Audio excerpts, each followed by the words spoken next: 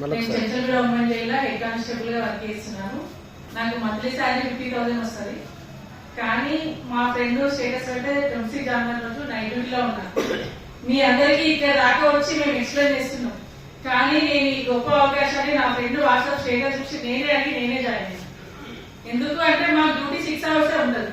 ఇంకా నేను ఏదో ఒక ఎందుకు నాకు ఇంకా సమయం ఉంది కదా అని అనుకున్నా. నా ఫ్రెండ్ స్టేటస్ చూస్తే ఒక 1 hour ఫోన్ లో ఎక్స్ప్లెయిన్ చేసిండు.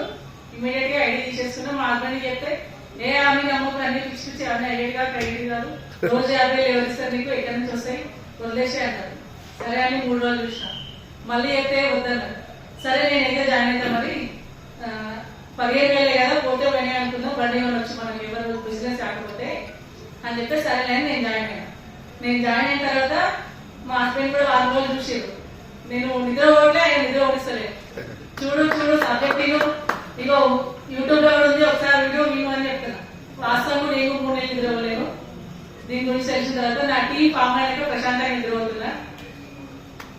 అయితే 1 రోజు తర్వాత నా ఇంటెన్షన్ చూసి మా హస్బెండ్ కూడా ఇగో నేను డబ్బులు ఇస్తున్నా అన్ని పంపిస్తారు అన్ని కింద జాయిన్ చేసేస్తా అని చెప్పారు. జాయిన్ అయిపోయినాం. మెల్లిమెల్లిగా స్టార్ట్ అవుతుంది. షాద్నగర్ వచ్చినాం. మా బాబాయ్ కోసం స్పెషల్ గా వచ్చినాం చెప్పడానికి. మా బాబాయ్ టైం ఇయ్యే పొలంకెళ్ళి ఇంటికి వస్తాడు కానీ ఇంటి దగ్గర మార్నింగ్ నుంచి సాయంత్రం దాకా వెయిట్ చేసిన. ఇక బాబాయ్ వస్తాడు అని మా బాబాయ్ తినుకుంటే 10 నిమిషాలు టైం ఇచ్చి టైంకి అయితే విన్నడ ఏం పట్టించుకోలేదు. సరే అండి ఇట్లా కాదండి షోరూమ్ అయినా పెట్టుకుందామని ఆలోచన చేసినాం. షోరూమ్ పెట్టుకుంటే బాగుంది కదా వచ్చే ఫ్యూచర్ లో ఎలక్ట్రికలే కదా. ఒకప్పుడు చిన్నప్పుడు అందరు కీప్యాడ్ ఫోన్లు ఆడుతుంది. కానీ ఇప్పుడు ప్రతి ఒక్కరి చేత స్మార్ట్ ఫోన్ ఉంది. కీప్యాడ్ కన్నా ముందు ఇంట్లో ల్యాండ్ లైన్ ఫోన్ ఉండేది. మా చిన్నప్పుడు అయితే మా ఊళ్ళో 2 ఫోన్లు ఉండే. మా సర్పంచ్ మా రాజమామ ఇంట్లో ఫోన్ ఉండే. ఉండరు మా మామ